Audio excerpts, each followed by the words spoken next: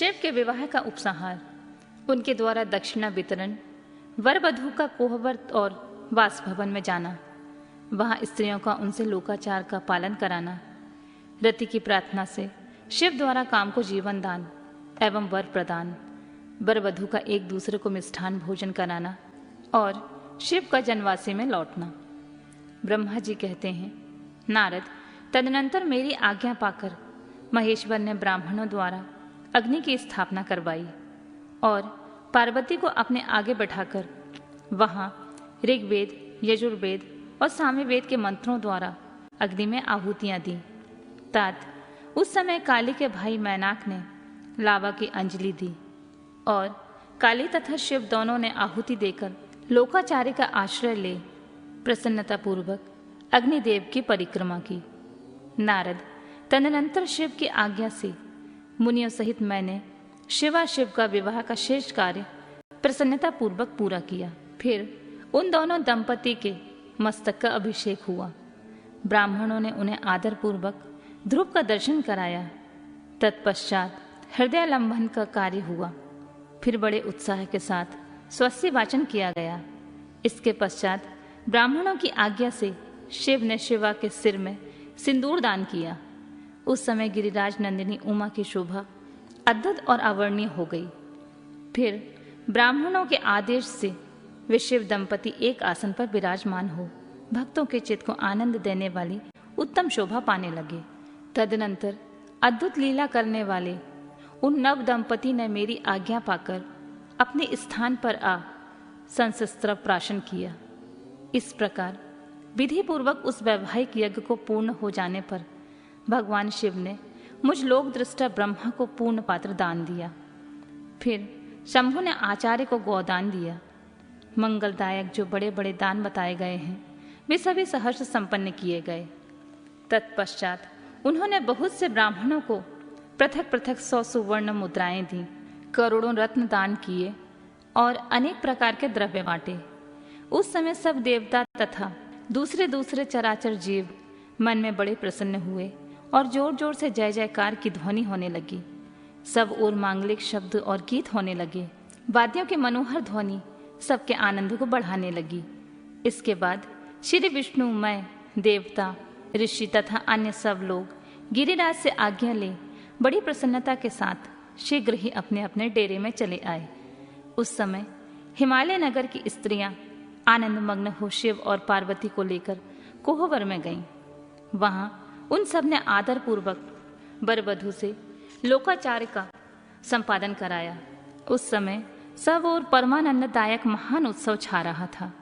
तदनंतर वे स्त्रियां उन लोक कल्याणकारी दंपति को साथ ले परम दिव्य वास भवन में गईं और वहां भी प्रसन्नता पूर्वक लोकाचार का संपादन किया। इसके बाद गिरिराज के नगर की स्त्रियों ने समीप जाकर मंगल कृत्य करके उन नव दंपति को केली गृह में पहुंचाया और जय ध्वनि करती हुई उनके गठबंधन की गांठ खोलने आदि का कार्य संपन्न किया। उस समय उस नूतन दंपति को देखने के लिए 16 दिव्य नारियां बड़े आदर के साथ शीघ्रतापूर्वक वहां आईं। उनके नाम इस प्रकार हैं: सरस्वती, लक्ष्मी, सावित्री, गंगा, अदिति, शची, लोपामुद्रा, अरुंधति, अहिल्या, तुलसी, स्वाहा, रोहिणी, पृथ्वी, शतरूपा, संज्ञा तथा रति। ये देवांगनाएं तथा मनोहारिणी देव कन्या, नाग कन्या और मुनि कन्याएं भी वहां आ पहुंची। वहां जितनी स्त्रियां उपस्थित थीं उन सब की गणना करने में कौन समर्थ। उनके दिए हुए रत्नमय सिंहासन पर भगवान शिव प्रसन्नता पूर्वक बैठे। उस समय उन्होंने शिव से नाना प्रकार की विनोदपूर्ण बातें कहीं। तदनंतर प्रसन्नचित्त हुए भगवान महेश्वर ने पत्नी के साथ मिष्ठान भोजन और आचमन करके कपूर डाला हुआ पान खाया। इसी अवसर पर अनुकूल समय जानकर प्रसन्न हुई रति ने दीन वत्सल भगवान शंकर से कहा, भगवान, पार्वती का पारिग्रहण करके आपने अत्यंत दुर्लभ सौभाग्य प्राप्त किया है। बताइए, मेरे प्राणनाथ को जो सर्वथा स्वार्थ रहित थे आपने क्यों भस्म कर डाला? अब यहाँ मेरे पति को जीवित कीजिए और अपने अंतःकरण में काम संबंधी व्यापार को जगाइए। आपको और मुझको जो सामान्य रूप से वियोग जनित संताप प्राप्त हुआ है उसे दूर कीजिए महेश्वर। आपके इस विवाह उत्सव में सब लोग सुखी हैं, केवल मैं ही पति की बिना दुख में डूबी हुई हूँ। देव शंकर प्रसन्न हो जाइए और मुझे सनाथ कीजिए। दीनबंधु परम प्रभु अपनी कही हुई बात को सत्य कीजिए।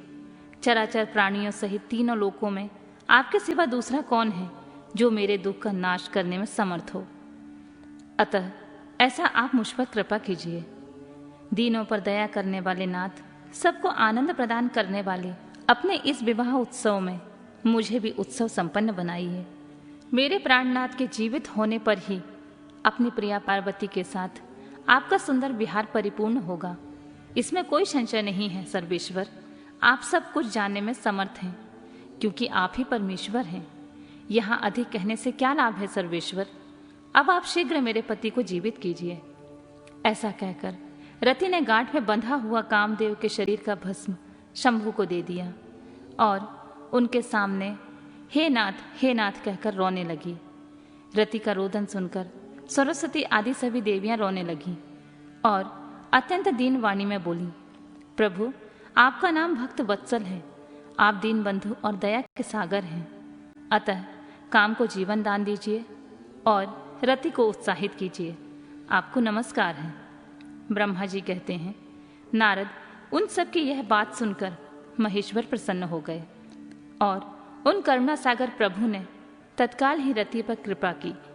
भगवान शूलपाणी की अमृतमय दृष्टि पड़ते ही जैसे रूप वेश और चिन्ह से युक्त अद्भुत मूर्तिधारी सुंदर कामदेव उस भस्म से प्रकट हो गया।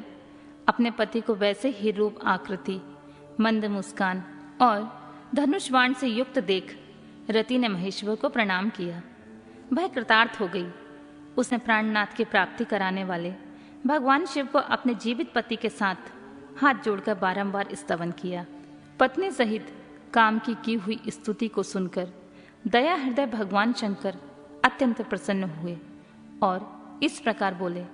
शंकर ने कहा, मनोभव पत्नी सहित तुमने जो स्तुति की है उससे मैं बहुत प्रसन्न हूँ। स्वयं प्रकट होने वाले काम तुम वर मांगो, मैं तुम्हें मनोवांछित वस्तु दूंगा। शंभु का यह वचन सुनकर कामदेव महान आनंद में निमग्न हो गया और हाथ जोड़कर मस्तक झुकाकर गद्यवाणी में बोला, देवादिदेव महादेव करुणा सागर प्रभु, यदि आप मुझ पर प्रसन्न हो तो मेरे लिए आनंददायक होइए। प्रभु पूर्व काल में मैंने जो अपराध किया था उसे क्षमा कीजिए। स्वजनों के प्रति परम प्रेम और अपने चरणों में भक्ति दीजिए। कामदेव का यह कथन सुनकर परमेश्वर शिव प्रसन्न हो बोले, बहुत अच्छा। इसके बाद उन करुणानिधि ने हंसकर कहा, महामते कामदेव, मैं तुम पर प्रसन्न हूँ। तुम अपने मन से भय निकाल दो, भगवान विष्णु के पास जाओ और इस घर से बाहर ही रहो। तदनंतर काम शिव जी को प्रणाम करके बाहर आ गया। विष्णु आदि देवताओं ने उसे आशीर्वाद दिया। इसके बाद भगवान शंकर ने उस वास भवन में पार्वती को बाएं बिठाकर मिष्ठान भोजन कराया और पार्वती ने भी प्रसन्नता पूर्वक उनका मुंह मीठा किया। तदनंतर वह लोकाचार का पालन करते हुए आवश्यक कृत्य करके मैना और हिमवान की आज्ञा ले भगवान शिव जनवासे में चले गए। मुने उस समय महान उत्सव हुआ और वेद मंत्रों की ध्वनि होने लगी। लोग चारों प्रकार के बाजे बजाने लगे। जनवासे में अपने स्थान पर पहुंचकर शिव ने लोकाचारवश मुनियों को प्रणाम किया, श्री हरि की ओर मस्तक झुकाया। फिर सब देवता आदि ने उनकी वंदना की। उस समय वहां जय जयकार, नमस्कार तथा समस्त विघ्नों का विनाश करने वाली शुभदायिनी वेद ध्वनि भी होने लगी। इसके बाद मैंने भगवान विष्णु ने तथा इंद्र ऋषि और सिद्ध आदि ने भी शंकर जी की स्तुति की।